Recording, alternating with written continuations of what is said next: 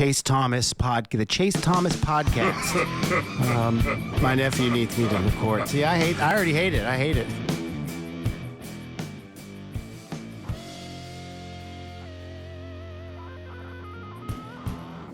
All right, hello, and welcome back to another episode of the Chase Thomas podcast, where I'm still the aforementioned Chase Thomas, coming to you live from Knoxville, Tennessee. Everything School HQ. Also here, down there in Florida, JP Acosta is here. JP of SBNation.com, a very good website you should go bookmark if you have not already done so. And read JP, read Mark Schofield, read all the good folks over there each and every day. JP, good evening. How are you? Doing good. Glad to be back on for another week, and hopefully we have some more calmer reactions to the first week of preseason, and not the world is ending or the world has just opened up. Well, my safety just so changed fast, numbers. my friend. Well, hold on. That voice down there, he's going through it.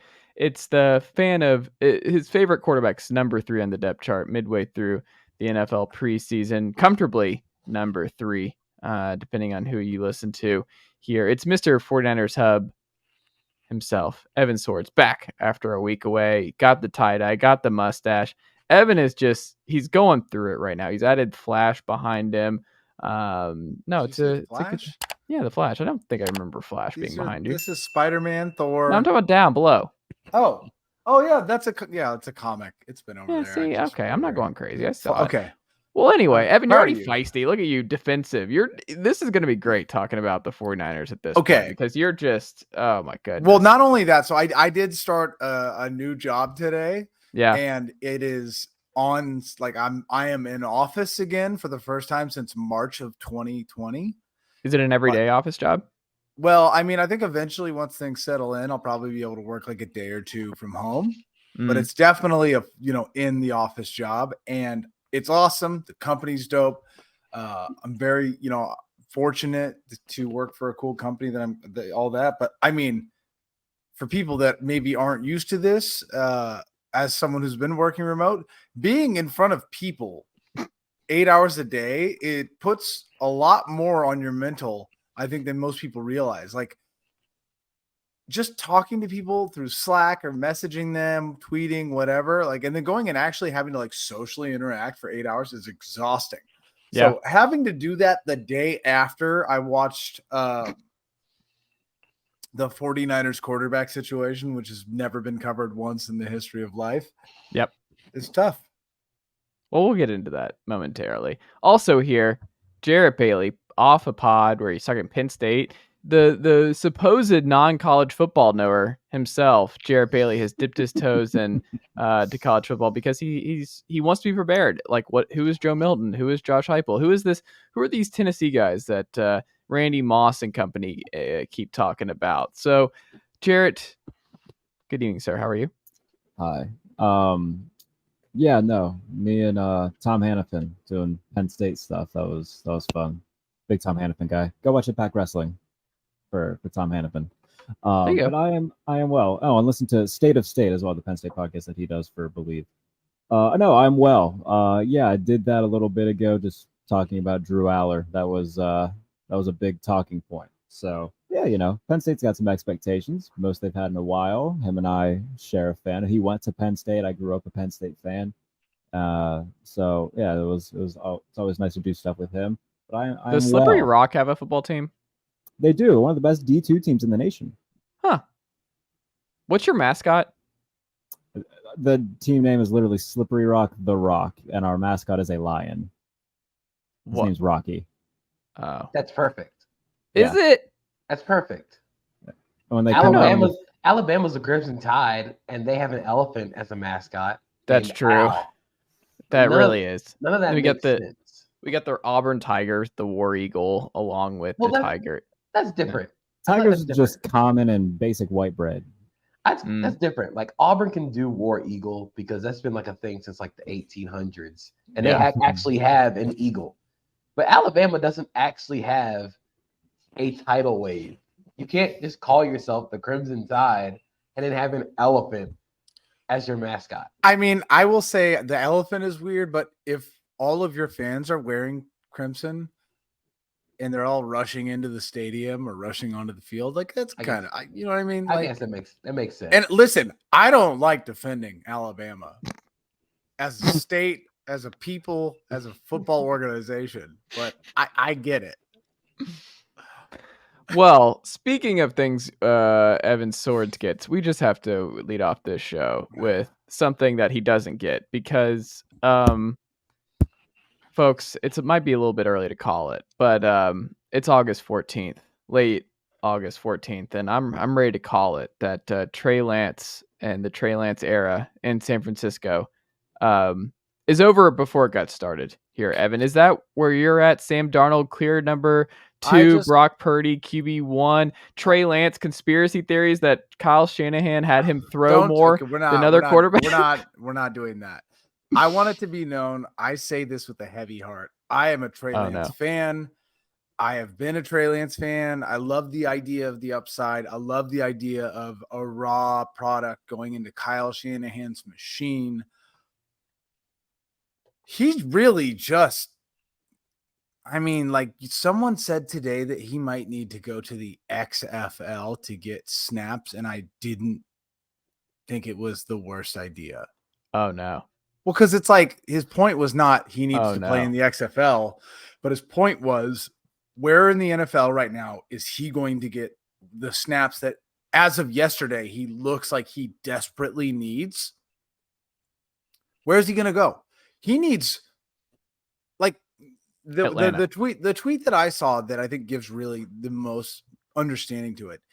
Geno Smith had more snaps last year than Trey Lance has had in his entire football career going back to including high school. Mm-hmm. And, you know, I think in a world, you look at the intangibles, you look at the size, the strength, and you're like, you know, small school. I'm an eternal optimist. I've always been an eternal optimist. It's why I was a fan of Alex Smith. It's why I was a fan of Colin Kaepernick, right? Like, you know, that's why I always believed in Jimmy Garoppolo. That's who I am. Eternal optimist is my shit. And even I saw Trey Lance last night and was just like, you could just see it. He hesitates. He just is not, he's slow to react. He just doesn't feel comfortable. And how does a guy in the NFL who is not, I mean, literally Sam Darnold looked better last night. It's a limited thing. A lot of variables, right? Like he threw a dime. There was one. Sam clearly had more time, but like when you're in that position, you got to just rip it. You just got to throw the ball. And Kyle was giving him plenty of opportunities to throw the ball. The protection wasn't there. I get that, but like, it breaks my heart, especially after being a fan of Colin Kaepernick and feeling like Cap never got a fair shot. I'm not saying they're the same quarterback. They're very different quarterbacks, but you know. You get Trey comes in, another tall, very athletic, big quarterback, and you're like, all right, this time we're really gonna make it happen. He just, I mean, JP, he looked bad, didn't he?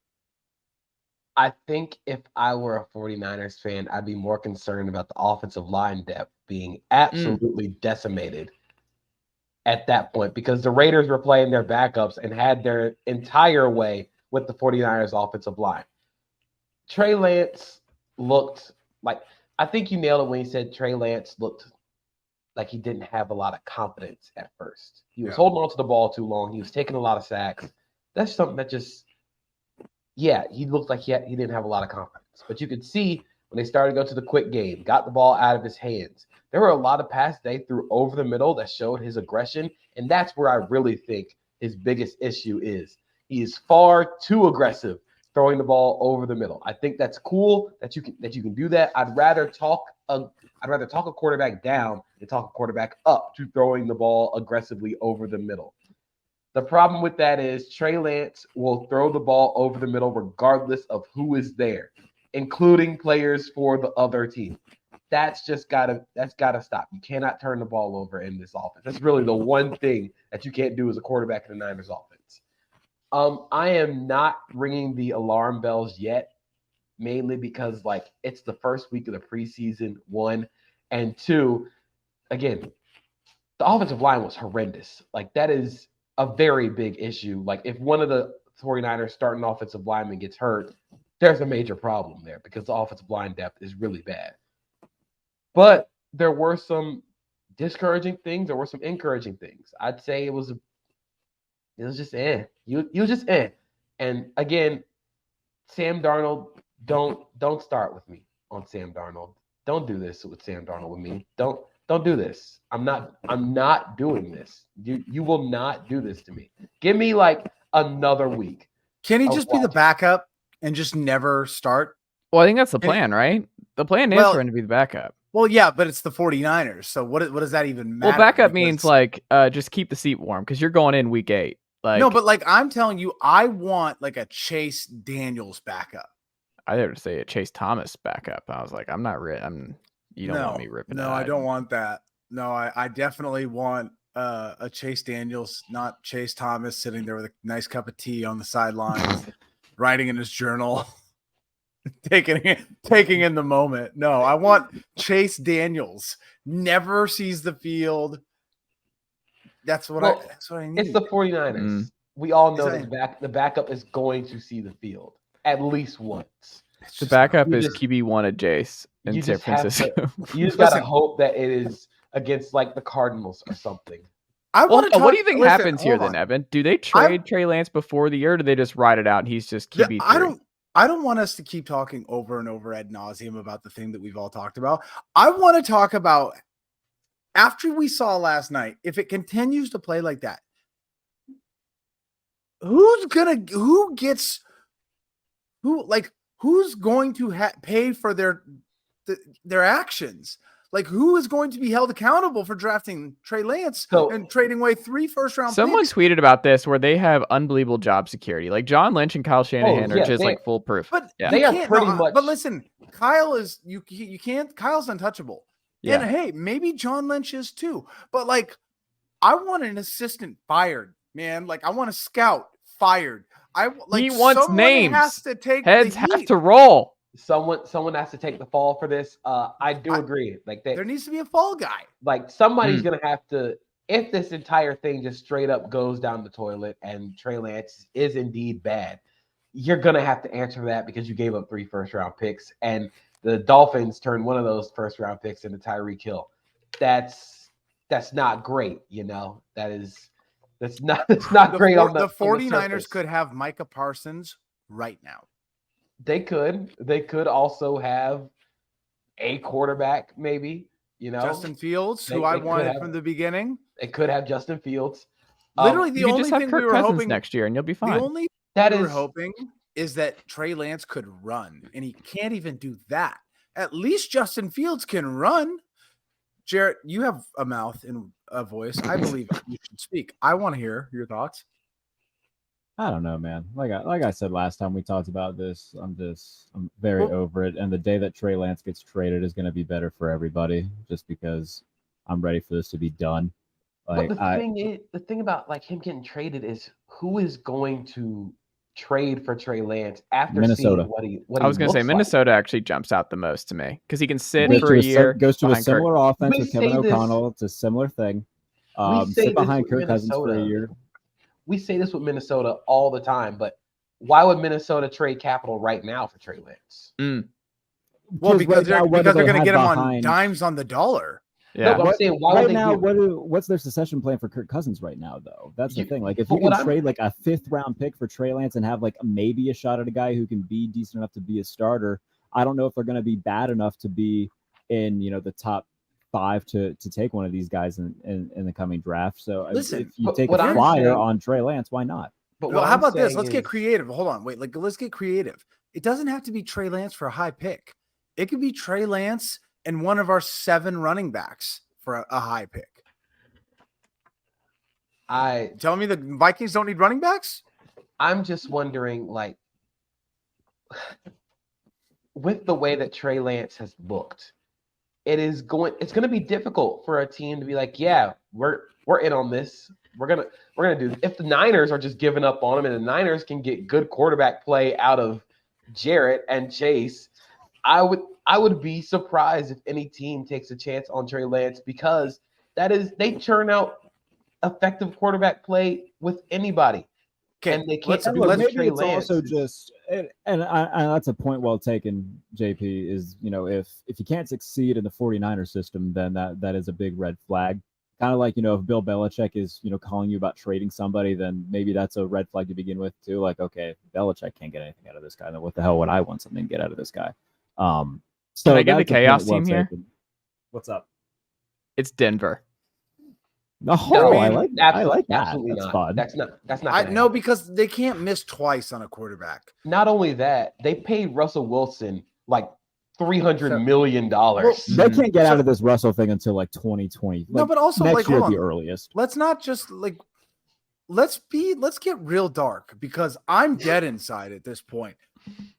It's only 1 week of preseason, but unfortunately there's only 2 preseason games, and then you'll never see Trey again. If he plays really bad this last game, if he does it again or plays worse, do the 49ers just cut him? I don't think they cut him.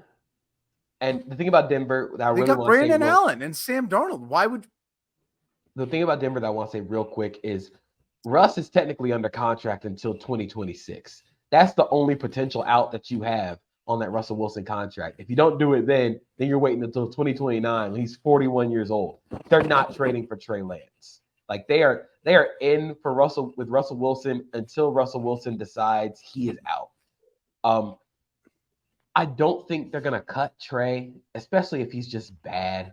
Like in the second game, I don't think they're gonna cut him, mainly because like it would just look really, really bad that you're outright cutting the guy.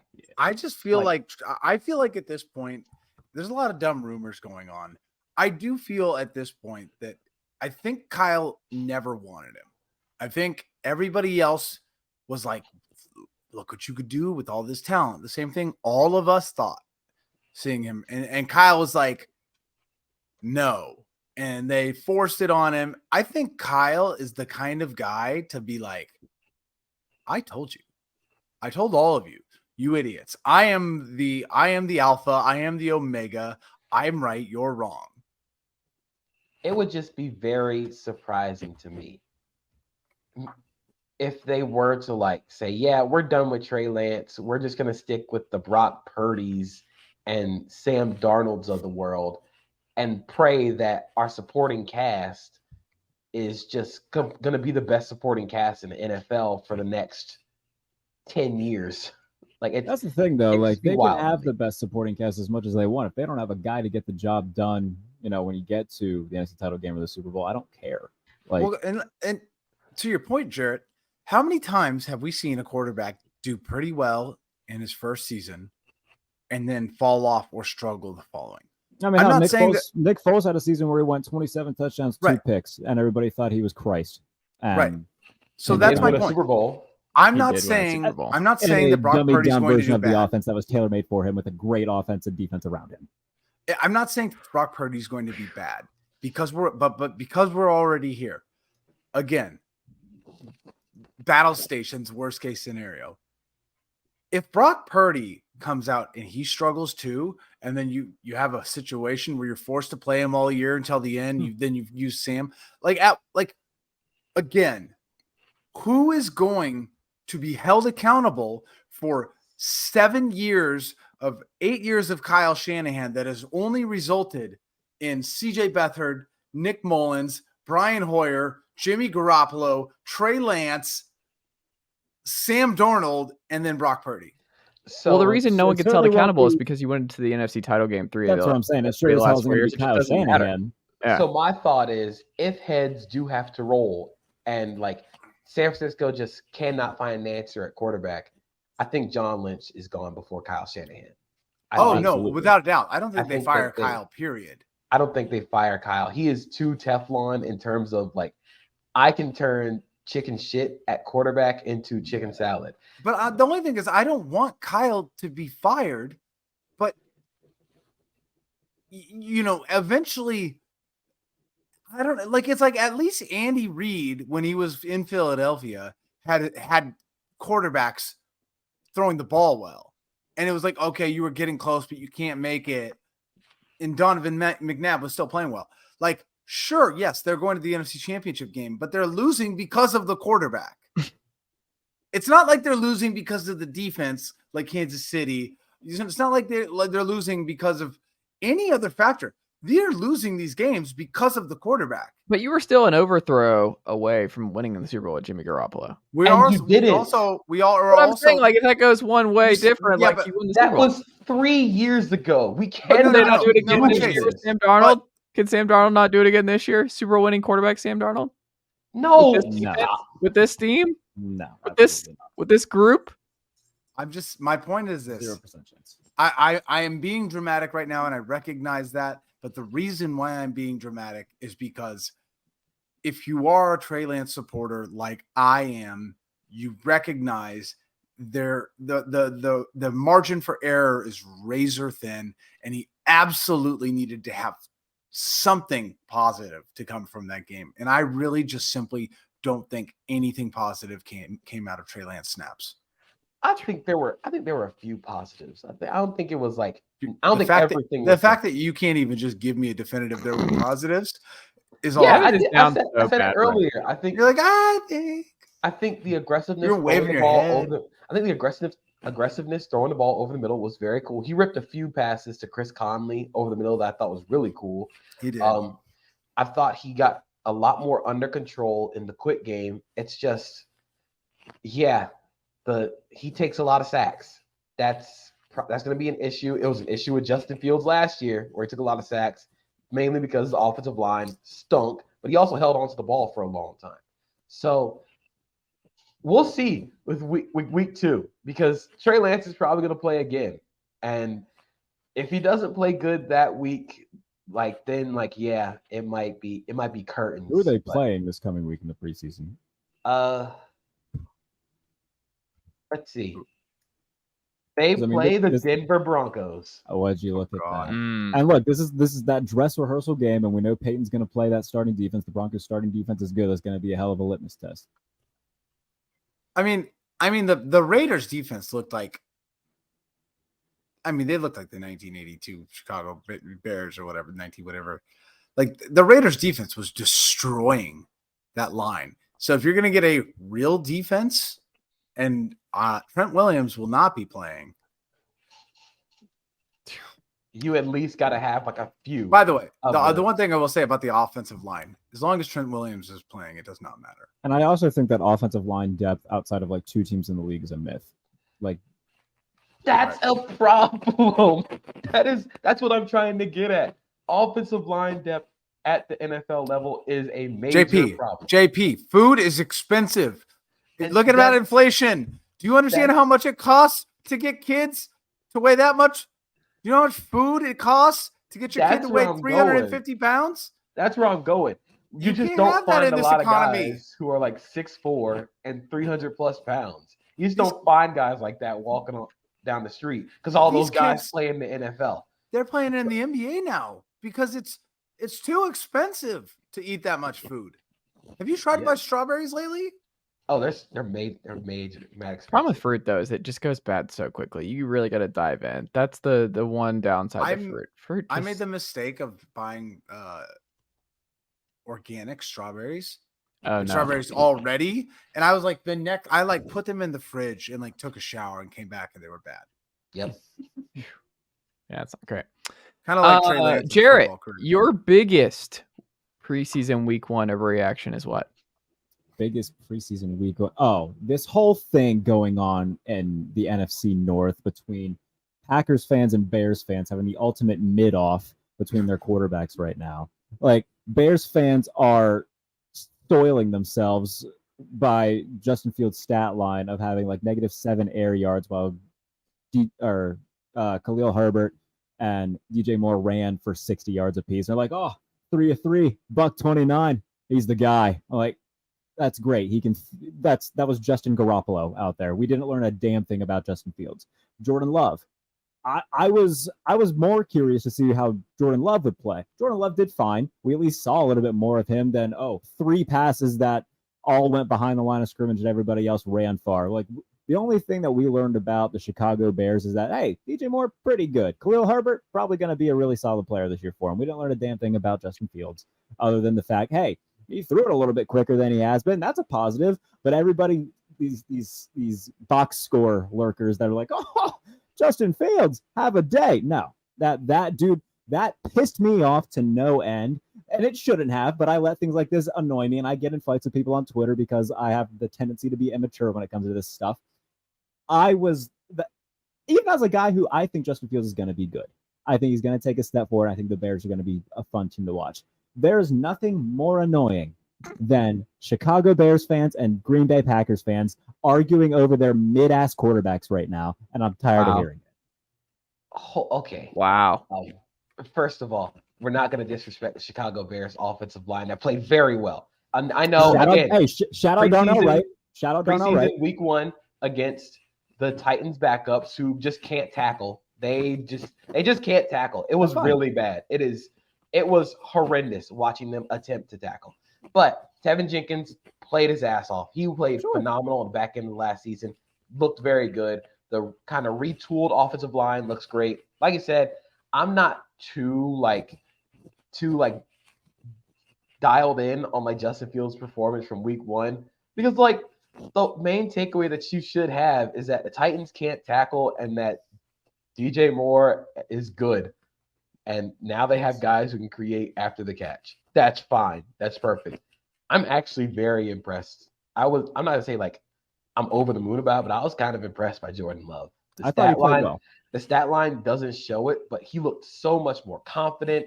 He looked more composed. He was looking off defenders. There was one pass to Luke Musgrave. He missed on the pass, but he was so excited after he looked off this defender. He was like, "Oh, I got him," and threw it sidearm. Missed Luke Musgrave, but you could tell he was jazzed up. He was like, "Oh, I can do this."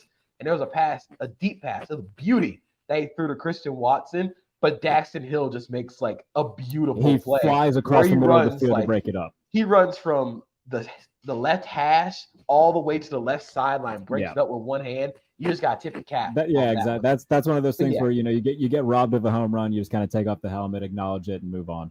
Yeah, like I was impressed by what Jordan Love showed. I think the Packers will still probably be good because I think Jordan Love is going to be good. I'm not going to say like he's going to be like he's going to set the world on fire, but I don't think he's going to be as bad as everybody thinks. I think he'll be better than Mac Jones.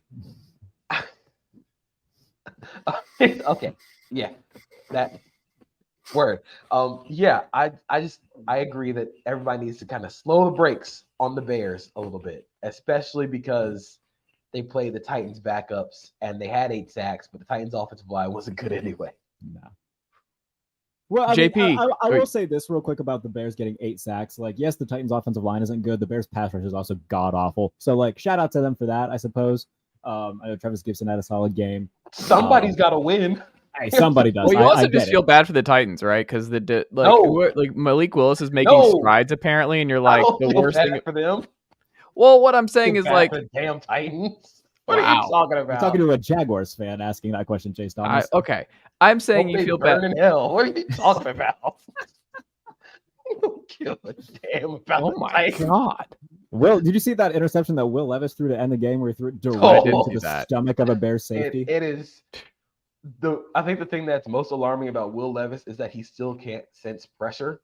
Yeah. And behind that offensive line, I wouldn't play him right now. Would not do it because that's going to be rough. That's like what I was going to say though with Malik Willis, where it's like, do you want to make strides, Malik? Do you want to be out there behind this offensive line? Do you want to take some steps back and just avoid going out there? Because to be fair to Malik Willis, he looked better than what we saw last year. Yeah. That's cool. No, I'm saying like that's true, but like, do you want to go out there if you're Malik? Is this something you want to play your way onto the field this year, Malik? I mean, what else are you gonna do? I'm not gonna sit on the bench. I'm sitting back for another year. Yeah.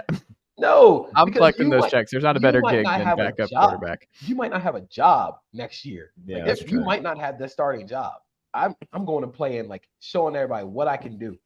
But I'm playing Justin Fields ball if I'm Malik Willis and I get on the field. I'm just running around. I don't care. Find that offensive line. That's all you can do. Final thing before we get into our NFC East preview as we're getting closer and closer to wrapping up here on the program. If the Chiefs were to trade Chris Jones, JP, how big of a hit would it actually be for you for them to win the Super Bowl back-to-back years? It would be monumental. Look, the Chiefs' defense is, I think, going to be very good. One of the major reason why I think they're going to be very good is because Chris Jones is very good. You have built that entire defense around what Chris Jones can do. If he's not there, you have a bunch of dudes. And while they are good dudes, they are good at football. That defense does not work without 95 in the middle of it. Steve Spagnuolo has built that defense around Chris Jones. You need to pay him whatever he's asking for and then double it. I don't care. Hand him a blank check and just say, put a number down, and we will pay it. It does not matter. I don't care that he's about to be 30. I get it, but at the same time, he's coming off the best season of his career. And you just won a Super Bowl because Chris Jones was really freaking good at football. And he doesn't show any signs of slowing down. I mean, you look at the backups right now, like Mike Dana is going to be playing on the interior. He's normally an interior pass rusher. That's your sub-package pass rusher.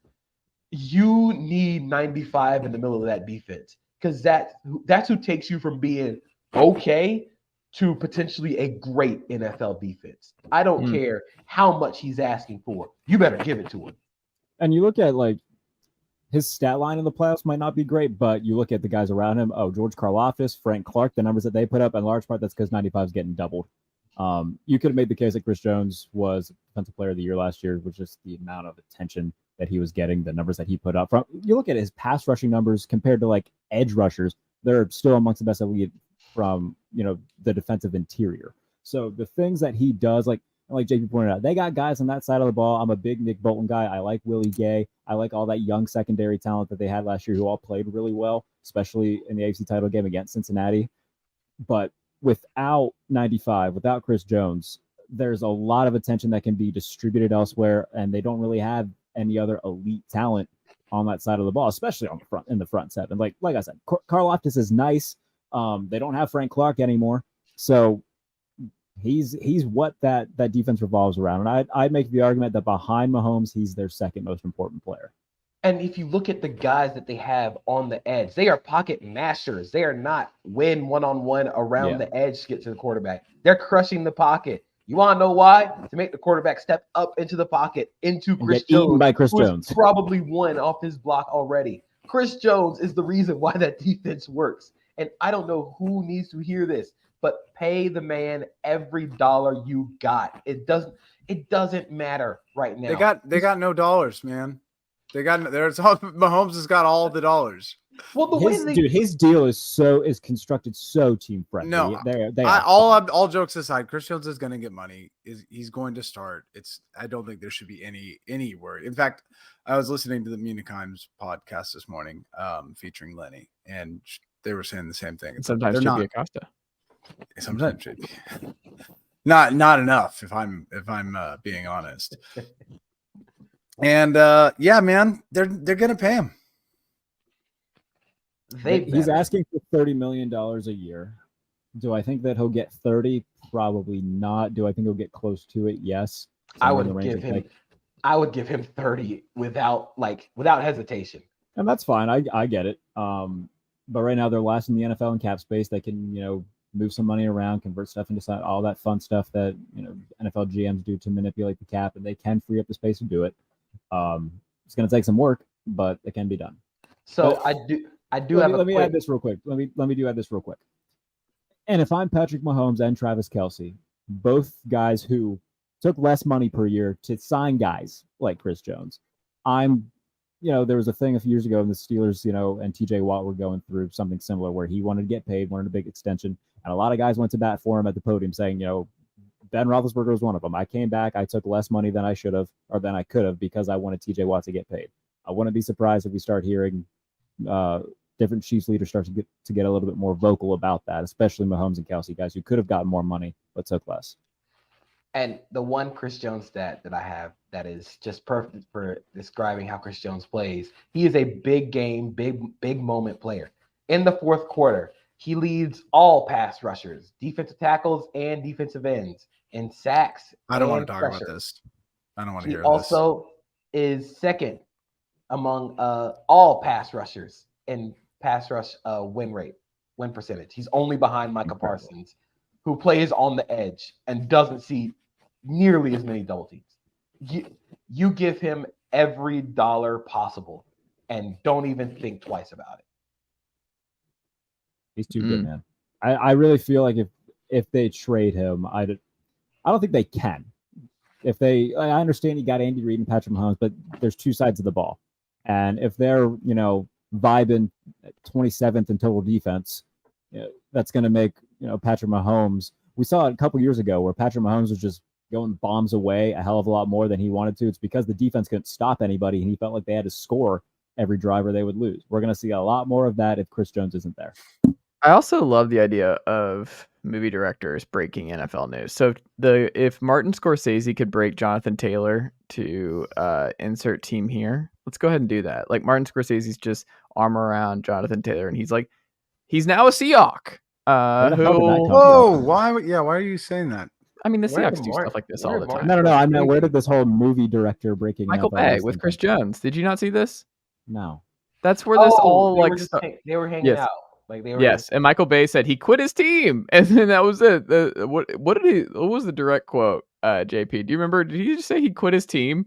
I'm gonna look it up. It was Michael Bay. I was unaware of this. It's very funny that Michael Bay just out here blowing up the spot for Chris Jones. He said, "Wow, just with my buddy Chris Jones, he just quit the team. Crazy." Love that. Love that. Do you think Chris Jones was like in Cabo or something and saw Michael Bay? It was like, you're famous, right? Why don't you tweet this? I mean, would you recognize Michael Bay if you saw him out? Oh, yes. Oh my God. Have you seen Michael Bay ever in your life? I don't think I had before this picture. I didn't think I knew what he looked like. I vaguely know what he looks like. But I mean, now I know. I just wouldn't have known before seeing this and seeing the account and everything else. Yeah. Yeah, no, 100%. 100%. I just think Ambulance is a banger. I just think the entire thought of like Michael Bay and Chris Jones like talking about like, hey man, why aren't you at camp? It's like, nah, man, I'm holding out for a contract. Michael Bay, knowing the amount of explosions and conflict he likes to create in movies, he was like, holding out. He quit and just straight up ran with it. And Chris Jones like, no. Like he saw the caption and was like, oh. Fuck. No, now I got to deal with this back in Kansas City. He's like, man, I like Bad Boys too, man. Why you got to do me like this? Did he do Bad Boys too? Are you kidding me? Are you serious right now? I didn't know that was my guy. I didn't know that was Michael Bay either. Do you not remember the assault on the drug compound out? That was like the greatest scene of all time. Literally like military grade explosions in the backyard of a I've also never seen Bad Boys, so I don't. That's not. Oh, okay. I've seen Bad Boys. I haven't gone that far. Bad Boys 2 is the better one. Yeah, it is a good one. Is that the one where they're in Miami? Yes. Yeah, that's a good one. Bad Boys is not even an argument. It is one of Will Smith's greatest. That's a thing. I'm not a big Will Smith guy. Dog. I like Martin Lawrence. Oh, brother. When I say this though. Bad Boys 2 is so good, and even if you think Will Smith is, especially if you think Will Smith is corny or boring, you have to watch Bad Boys 2 solely for the scene where they answer the door to his daughter's. I have seen that scene. Like that's just a viral thing that everybody has seen. I have seen it. It is very funny. That's good. Man. Well, this naturally leads us to the NFC East. Gentlemen, Evan, first up here, I'm gonna just throw this to you. The Dallas Cowboys, are they winning this division? Not only are they winning this division, absolutely are they gonna finish number one in the NFC? Is Dak gonna have the bounce back year MVP level Dak? Is Deuce Vaughn just gonna be the most fun running back in the NFL this year because the man is impossible to be seen in between the tackles? Possibly. They exorcised the Ezekiel Elliott demon and sent him to, well, not sent him, but he is gone now. And Vaughn looks really cool, doesn't it? That was but fun you know what's weird? Bounce around. For the college guys, like that's not what it looked like in college. Like, it makes you appreciate how much bigger NFL guys are, because Deuce was small, but he's small in the NFL. Like, he looks tiny, like a middle schooler running through the tackles. It's different with NFL bodies than college bodies week in, week out. Deuce is something else. Small in human life. That man is I've got bad news to you guys, for you college football guys. College football doesn't matter. Oh, what? I mean, you could like it because it's your team and you live in the town and you cheer about it, but like college football. What? I don't even know what to do with we're this. talking the NFL, like we are talking the NFL. Where do you think all of the NFL players came from? Right. I know, but like what they do in college is not just a 1-for-1 indication of what they'll do in the NFL. Who's saying that right now? He was just saying that he looks smaller. I'm saying he looks smaller. Chase was like, well, he didn't do that in college. I'm saying he didn't look like that in college. Well, you said like do that. physically look like that. Like I know, but he looked. I'm saying like he physically, like when he's running between the tackles at Kansas State against Kansas, it looks different running through the Dallas Cowboys offensive line. He didn't do that, so I was like, yeah, I mean, he did do that. Yeah, he was a bowling ball. And he was fun. He was doing everything that he did, like on the field the other day. Less about that. The Cowboys fans are going to hate that we started this whole conversation. I apologize for moving that the wrong direction. I really just love that the national media is starting to really talk about the fact that the Cowboys are not going to be as good this year. They have Mike McCarthy calling plays. Like, it might not matter. It does matter. And you know what? The national media is starting to talk about it, and it makes me really happy. Zach Martin got signed. They reworked his deal. Zeke's out. Good. Offensive line's great. The wide receiver room is great. A little bit of a stretch about the Dallas Cowboys offensive line. Yes, Zach Martin is back, but there's still some Zach Martin was their best offensive player last year. So I understand the importance of that. But do you really think they're not going to be a very good football team this year? No, it's not that I don't think that they'll be a very good. What I think is they are going to severely underperform from the never-ending, all-encompassing Dallas Cowboys expectations. Chase, you said they were going to win the NFC. I said they were going to be no. I said they were going to lead. They were going to be the number one regular season NFC team. I think they will go into the postseason. That means you win the NFC in the regular season. Oh yeah, I mean that. I'm not saying they're my Super Bowl pick. I'm saying they're going to win. One more time, guys. He's like, no, I'm not. No, I'm saying they're not my Super Bowl pick. Hold on. I don't think they're going to the Super Bowl, but I do think they're going to be the number one seed. Winning the NFC and being the number one seed are two very different things. Yes. So I'm Team Chase here. Thank you. Winning the NFC means 13 games minimum. I mean, that's possible. That's doable. Dak could easily be the best quarterback in the division this year. Do you understand the quantum leap you have to take to watch last year and go, the offensive play calling will be worse this year? I don't care what you say. You can say that it's going to be worse. Mike McCarthy is not like. Is it going to be He had worse, prime though? Aaron Rodgers. Is it going to be worse? Yes, I think so. I don't think it's going to be worse. I think they will be. If Vaughn is the next coming of Darren Sproles, maybe we can rediscuss this. But I'm just saying your massive expectations for the Cowboys are going to disappoint you. Evan, who was number 2 last year in defensive DVOA behind the 49ers? The Cowboys. Cowboys are going to have a great defense. I'm not talking about their defense. They were 13th in offensive DVOA last year with a banged up roster. Do you want to know why the Dallas Cowboys were so productive on defense? I mean, because Dak Prescott kept throwing the ball to the other team. More opportunities to flourish. I don't think so. I think it was. I think that's good. Literally not up for debate. Dan Quinn's a great DC. That defense is going to be great again. I told you Dan Quinn would be a good DC before he signed. I still wanted the Niners to have signed him. But regardless, Dak is not getting younger. I'm not saying he's going to be a terrible quarterback this year, but I don't think his interception problem is just going to magically get better with the beautiful play calling from Mike McCarthy. I'm going to defend Dak Prescott real quick. Allow me to just. Okay, you do it before I do because I have some. Everybody wants to talk about the interception problem of Dak Prescott. He has had literally last year was his 1 year of ever having any sort of major interception problem. You look at the year, you went 37-10, I believe, the year before last. Like, he has been fine. He had one. I think every quarterback's allowed to have a year like where they turn the ball over a little bit more, especially if for a guy like I don't Dak, think every quarterback has a year where they lead the NFL in. It was 16 picks. It's not like it was 30. Like, let's slow it down a little bit. You can lead the league in picks. That's fine, out of context. But let's say somebody leads the league in interceptions 1 year and it's 13. Who gives a shit?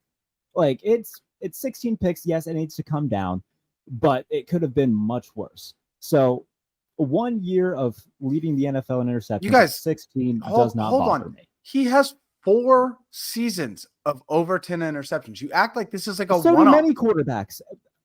And we're not calling many quarterbacks elite. Let's get back to the quarterbacks will finish the season. Let's get back to the discussion at hand. Do the Dallas Cowboys need Dak Prescott to succeed in this offense to win the NFC? Well, yeah. I don't think that he will because of Mike McCarthy's play calling and his tiny bit of regression and still being a really good quarterback. I'm not saying they're not going to make the playoffs. They'll still be a good football team. They'll still win a lot of games. They're not winning the NFC. I don't think they're going to win the NFC. But they're not even going to win their own division. The Eagles will. The people penciling in the Eagles, man. I don't know. I'm always wary of the Super Bowl loser regression anyway. And then some injuries, a Jalen Hurts slight regression. Like, it wouldn't surprise me if Dak has a better year than Jalen Hurts. I think the weapons are right there for Dak to have a better year. Right? Like, that wouldn't be crazy. Dak is the best quarterback in the division. Oh, there we go, JP. JP is there. We go. I feel like that's a controversial take now. I think most people have just moved on to Jalen after 1 year. Obviously, Dak is a very good quarterback, and Jalen Hurts still has some growing to do. But like, Jalen's going to be very productive with his legs. Yes, and while I think that makes the gap closer between him and Dak had, and I think a lot of people don't see this when they saw the interceptions. And this is why I think the offense will probably be a little bit better with Mike McCarthy than with Kellen Moore. Kellen Moore asked Dak to create like everything for that offense. The offense was basically just 6-yard hitch routes and, hey, CeeDee Lamb, go do something. Or, hey, Tony Pollard, go do something cool. If that doesn't work, then like, hey, Dak, just be a robot and completely change the play. Now, I think the offense is a bit more explosive. Like we said, you added Deuce Vaughn, who's probably going to be the second running back. He's going to come on in pass situations. That should add some explosiveness. They're working with Kevontae Turpin in the offense more. He is arguably one of the most explosive players on the team. You go and trade for Brandon Cooks, which is exactly what you needed in terms of explosiveness. I think the Cowboys' offense is going to be good. Yes. Do I think they're going to win the division? No. I think there's a path. I think there's a path to most of the teams. Like, I think there's a path to them win the division. There's a path to them win the Super Bowl. I don't think it's going to happen, but the Cowboys are probably going to be very good. Like, they're going to be a very good team. Like, their defense will be very good. There is no doubt about that in my mind. They're not going to win a division, but they will probably be the first wild card team. I'm not worried. But would it surprise you if they beat out the Eagles to win this division this year? No, because they almost did last year. Yeah. They almost did last year. Too? The Giants haven't beaten Dak in almost 7 years. I also think the Giants. I think the Giants are going to get a little bit better this year too, and make that division harder. Oh, I think the Giants are going to be bad. I really like their head coach. I am so convinced it's the Giants will last in this division. 6-0. I think they're a 5-6 win team. I think Daniel Jones 6-11-7 this year. I think they are going to be knocking on the door of the playoffs again. It's the coach, man. DeBole's a real coach. I think they'll be relevant. I don't think they're going to be like top 5 pick, but they're going to be like 7-10 disappointing. Not only did they. Well, let's get into it. Let's transition to the Giants here. This is a good transition. The Giants, JP. What are the Giants going to be this year? The Giants are going to be a playoff team. To me, I think they will be so 3 coming out of the division for you. They'll either be I mean, it happened last year. I'll put a sandwich bet on this, JP Acosta. They will be a playoff team, or they will be close. They will be one spot out of the playoffs. I think you keep the coach, the head coach in Dayball. You keep the coordinator on both sides of the ball in Wink Martindale and Mike Kafka. You go out and add Darren Waller, who is going to raise the ceiling and the floor of that offense. I get Daniel Jones, like, he's not that great. I understand. But the thing about having a quarterback is, as long as you continue to maximize the play calling, protection, and playmakers around him, you'll make him look a lot better. CC, the San Francisco 49ers, who have done all of that, So I think adding a Darren Waller, you add another, I guess I'm going to have to do this. You add a guy like Jalen Hyatt, who's going to add some verticality to that offense. Saquon's going to be on the field. He is going to be playing still. That offense is still going to be good because Saquon Barkley is still a very good player. The offensive line improved a lot last year. Evan Neal played a lot better in the back half of the season. Andrew Thomas is one of the best left tackles in the league. And I think that defense is once again going to be very good. Defensive line is going to be awesome. It's going to freaking rock. Kayvon Thibodeau is going to be on schedule for a breakout year. Dexter Lawrence is awesome. I think adding Deonte Banks, getting a healthy Adoree Jackson, that's going to boost that defensive secondary. And then another year of Wink Martindale is just going to help that team out a lot. I'm not saying I don't see a path where they don't make the playoffs. I'm just betting on they will probably make the playoffs, or they will be right outside of it. All right, so let me state my take here. Let me go through the teams that they beat last year. Let me just look at their schedule. They beat the Titans, not a great team. They beat the Panthers, not a great team. They lose to the Cowboys. They beat the Bears, not a great team. Beat the Packers, not a great team.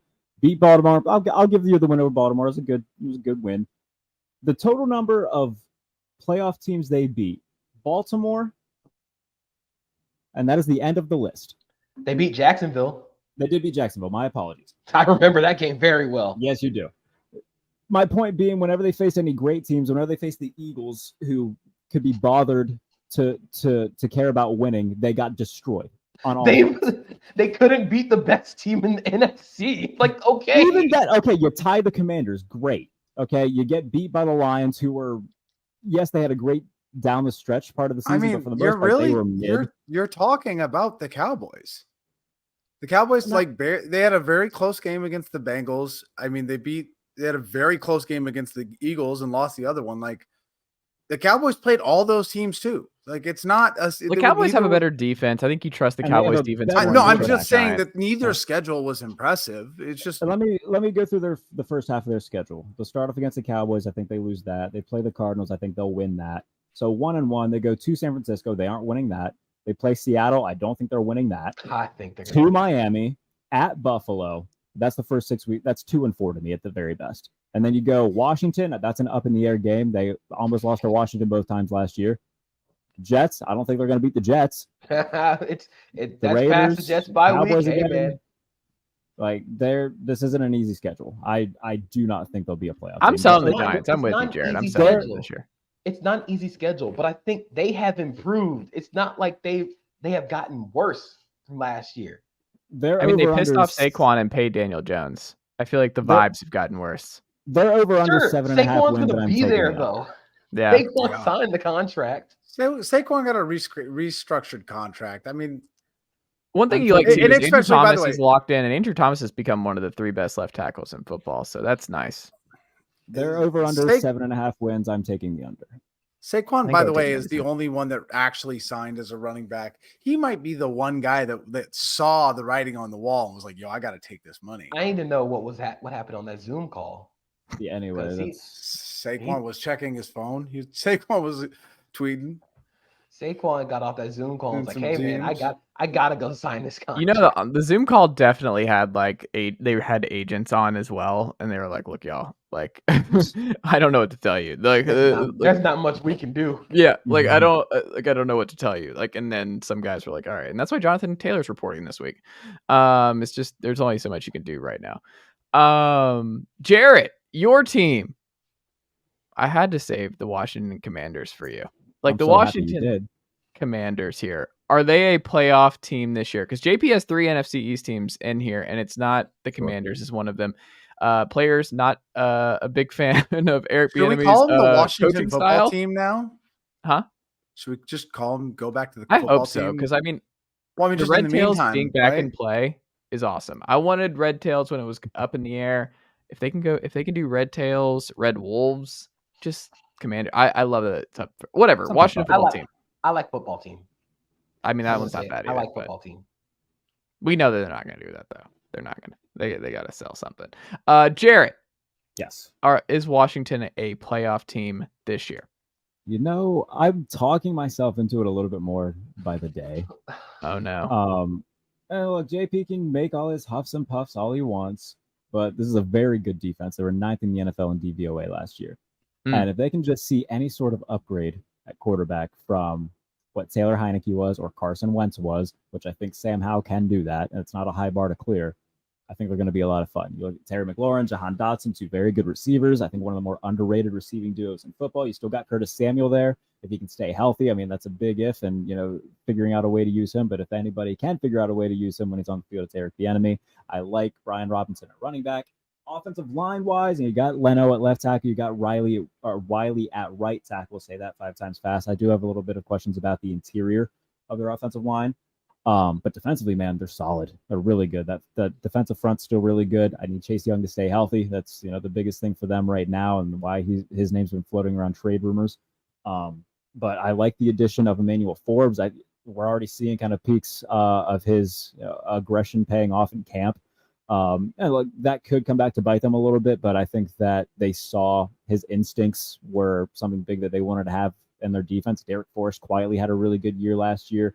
I'm going to be curious to see how they use Benny St. Juste and what role he plays. But yeah, defensively, man, I'm completely sold on them. I think they got better on that side of the ball. I think they're still going to be a top 10 team DVOA wise. And then offensively, I think that Sam Howell can be better than Taylor Heineke and Carson Wentz. If there's going to be a surprise team, man, there always is, at least one every year. I think the Commanders can be that this year. Can they push for the 7th seed? I absolutely think so. Will they get it? Time will tell. If I'm a betting man and you got to like tell me yes or no, will they make it? If it comes down to like the Commanders and the Bears, who else is going to be fighting for like the 7th seed in the NFC? We can just kind of throw out names. Maybe like The New Orleans. Giants. I will say this right now: the Commanders The are better than Lions. the Giants. The Commanders are better than the Giants. I will say that. I will bet. I'll take whatever bet you want me to take that they'll have a better record than the Giants. Man, Very much sold on that. Sam Howell will have a better year than Daniel Jones will. I just love that Sam Howell's getting this full burn here. One game in the NFL. There's my bold take. I think we need to relax with Sam Howell a little bit. The preseason game, it was fine. He didn't really do anything that impressive. The offense was very horizontal. I'm not even like overreacting about Sam. I said he'll be better than Daniel Jones, which is not a high bar, JP Acosta. If he throws 18 touchdowns and throws like 6 picks, I'm counting that as a win. Can he do that?